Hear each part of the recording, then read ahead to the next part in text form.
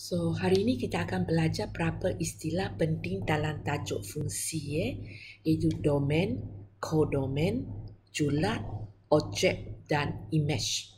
Okey. So, sebagai contoh, cikgu bagi satu fungsi dalam bentuk gambar raja anak panah. Okey, seperti contoh pertama ini. Okey, kita tengok ya.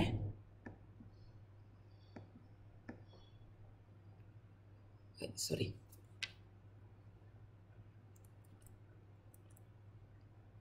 Sudah. Okey, sorry ya. Okey, kita tengok contoh pertama ini Soalan sekarang kita nak tahu apa itu domain Domain ialah semua nombor atau huruf yang berada dalam kumpulan satu. So kalau untuk soalan ini, nombor-nombor yang ada dalam kumpulan satu ialah nombor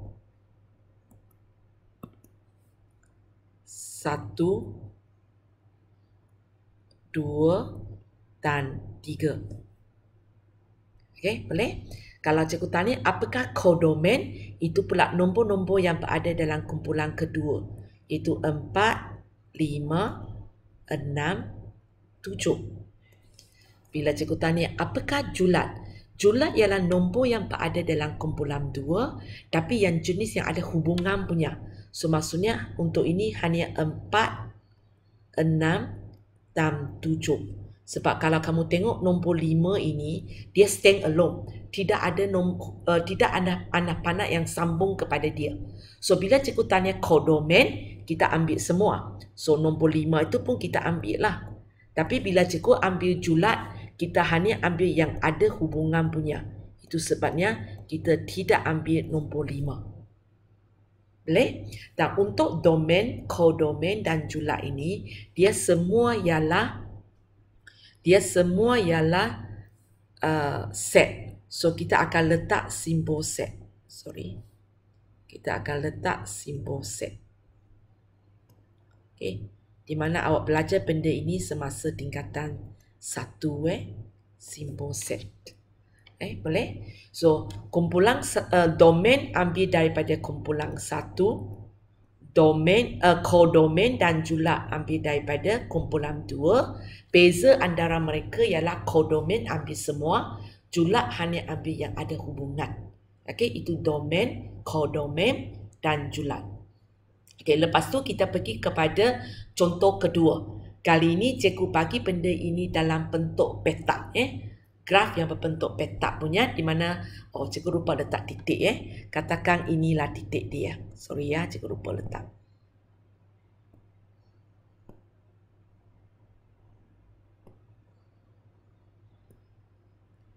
Okay. Katakan inilah graf yang berbentuk petak punya. Cikgu tanya apakah domain. So kita tahu domain selalu ambil yang sebelah bawah punya.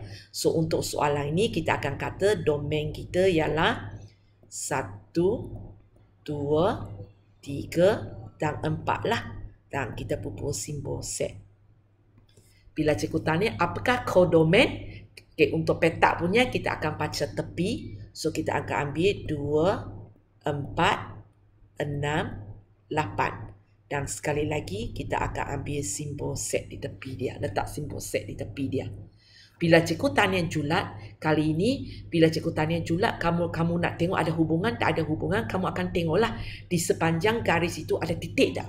So kalau kamu tengok nombor 8 ini, di sepanjang ia tidak ada titik di atas itu. So kita akan kata untuk julat kita hanya melibatkan 2, 4, 6. 8 tak masuk. Boleh? Okey, lepas tu kita pergi kepada contoh ketiga Okey, kita tengok contoh ketiga. Okey, contoh ketiga cikgu tanya apakah domain dia? Apakah domain dia? So, macam biasa juga kalau bentuk graf kita akan baca sebelah bawah sebagai domain. Dan untuk soalan ini awak akan nampak ada nombor negatif 2, 0 dan 4. Tapi oleh kerana bentuk graf yang ada garis atau ada lengkung punya, dia ialah data selanjar. So kita tak boleh hanya senaraikan saja negatif 2, 0, 4. Sebenarnya jawapan dia ialah semua nombor di antara negatif 2 sampai 4. So dalam matematik kita akan tulis jawapan kita dalam macam ini negatif 2, sampai 4. Kita letak simbol ini.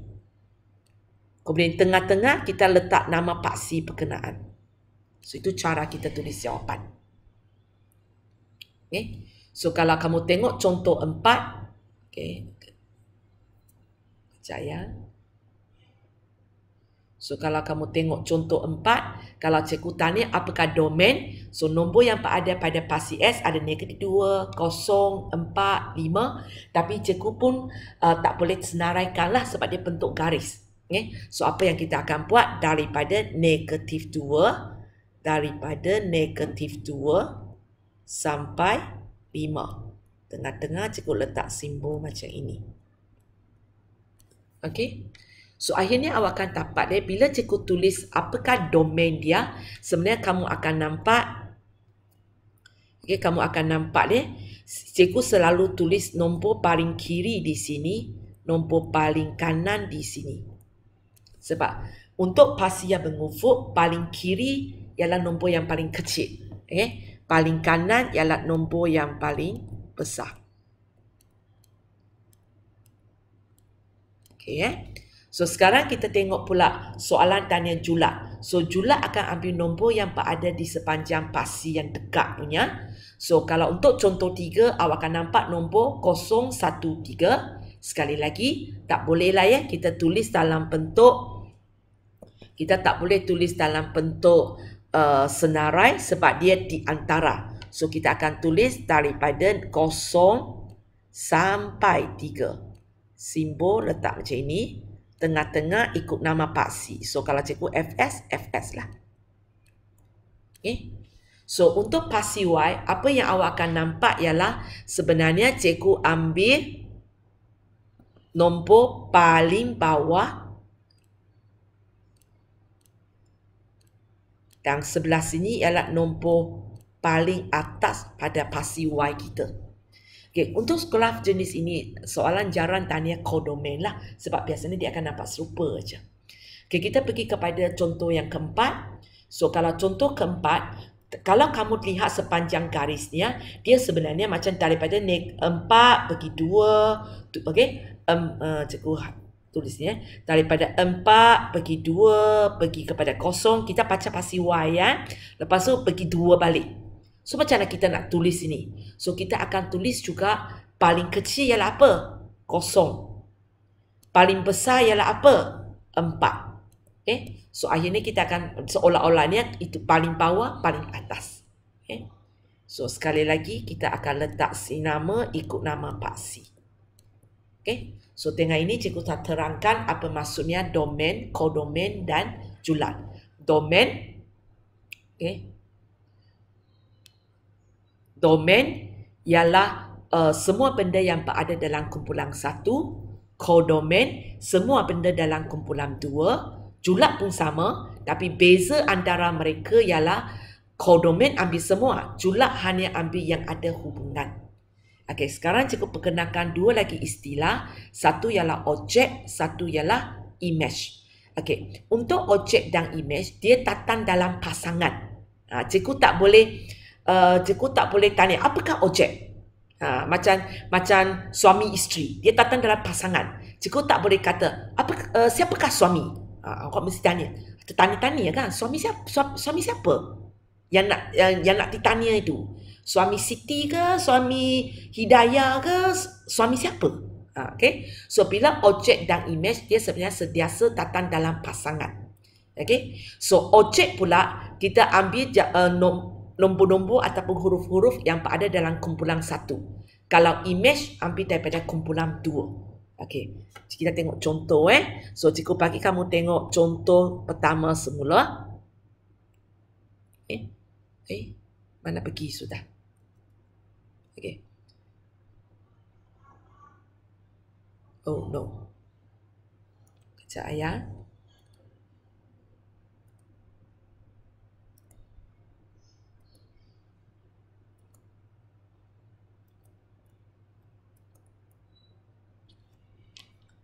Kejap ya, sebab dia bergerak you know.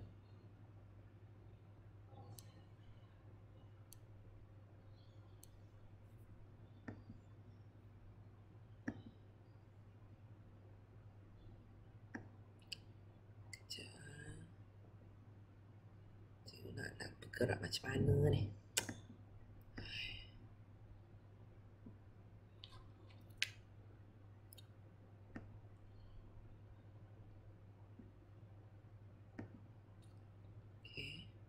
Sorry ya, graf saya bergerak kejap. So kamu tunggu sekejap Cikgu move data kejap.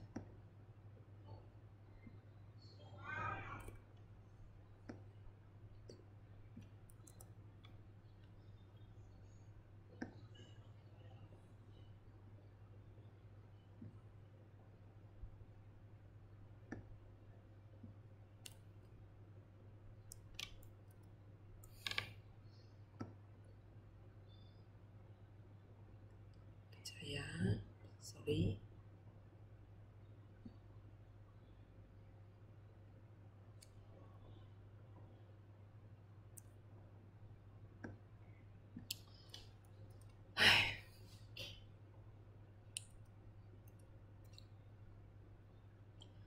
Kamu tunggu kejap